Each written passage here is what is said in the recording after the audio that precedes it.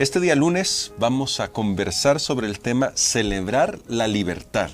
Un tema del que ya hemos hablado un poco la semana pasada, pero hoy vamos a abordarlo de una manera que nos va a resultar muy interesante, en especial porque estamos viviendo en una época que parece que disfruta de todas las libertades, pero ¿será así? Bueno, lo vamos a descubrir en la lección para este día. Recuerde que toda la semana habla sobre el descanso sabático y qué implicaciones tiene para nuestra vida. Así que le invitamos a orar para poder hacer nuestro estudio de hoy.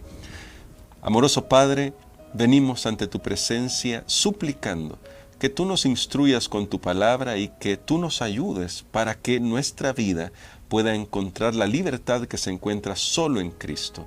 Lo pedimos en el nombre de Jesús. Amén. Amén.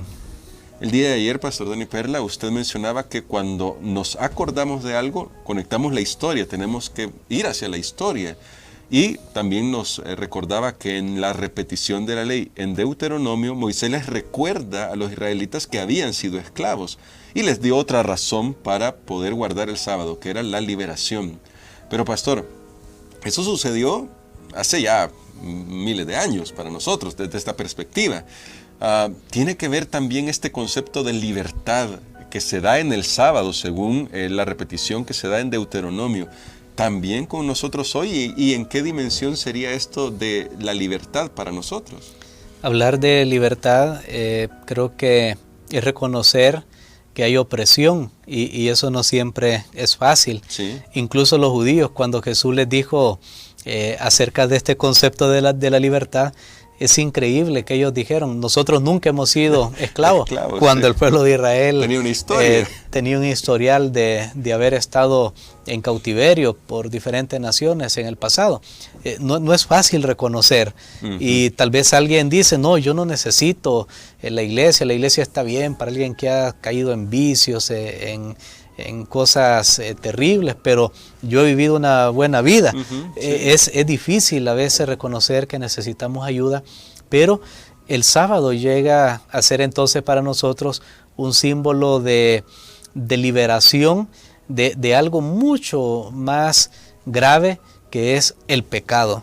El pecado. Al final, la Biblia nos dice que todos hemos caído de la gloria de Dios, y ese caído de la gloria de Dios me hace ver que estábamos en un pedestal, estábamos en otra altura.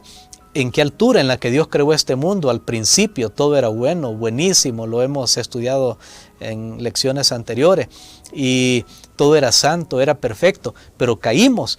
Ahora nuestra condición es menos que ideal, sí. No es lo que Dios planeó para nosotros, pero es a causa del pecado. Entonces, si el pueblo de Israel necesitaba recordar el día sábado, el séptimo día de la semana, a causa de la esclavitud en Egipto, ¿cuánto más nosotros necesitamos recordar nuestra liberación del pecado? Y por eso el sábado llega a ser nuevamente un símbolo de la redención, de lo que Cristo hizo por nosotros en la cruz del Calvario. Así que el sábado está conectado a la creación, pero también está conectado a la cruz, porque cuando tenemos libertad es que tenemos descanso. Una persona en esclavitud no puede descansar bien. Nosotros hemos visto imágenes de personas en prisiones donde a veces no hay ni siquiera un lugar donde sentarse. Las prisiones están hacinadas y ahí no hay descanso, pero entonces quiere decir que en el pecado no hay descanso, pero en la cruz Jesús logró nuestra redención. El sábado se convierte en un símbolo también de ese descanso que experimentamos en Cristo Jesús. Excelente, Pastor. Bueno, en ese sentido me surge otra pregunta. Bueno, nosotros decimos que encontramos descanso en el Señor Jesucristo y lo conectamos con la cruz, como usted lo ha mencionado. Pero, ¿qué relación hay realmente con esto de la nueva vida? Es decir, si yo llego a una nueva vida, ¿no sería eso ya el descanso en Cristo? Algunos han argumentado que entonces no necesitaría el sábado, porque ya llegué al descanso en Cristo al entrar en una nueva vida.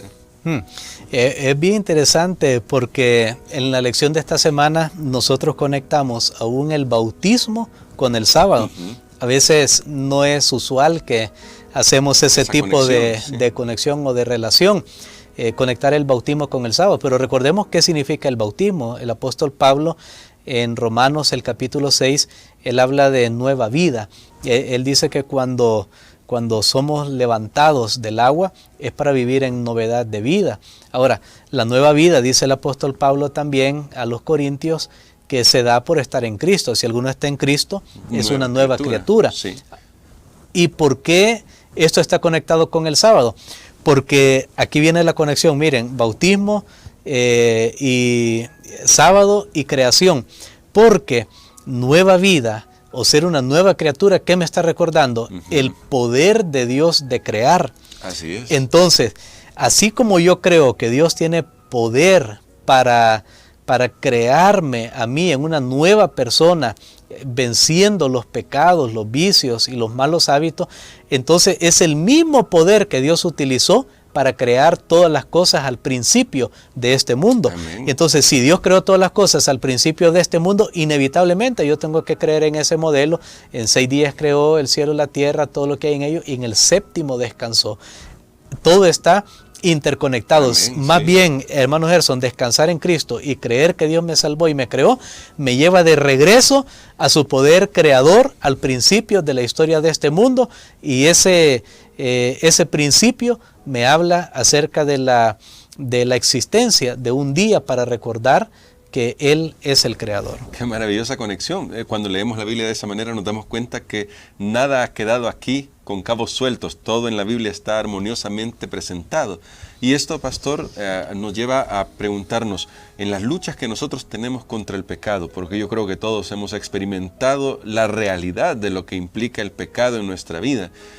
¿Por qué es tan importante que no olvidemos que cuando vamos a Jesús y le entregamos nuestro corazón, le entregamos nuestra vida, lo hacemos a Él el centro de nuestra existencia y le obedecemos guardando sus mandamientos, incluyendo el 4º mandamiento?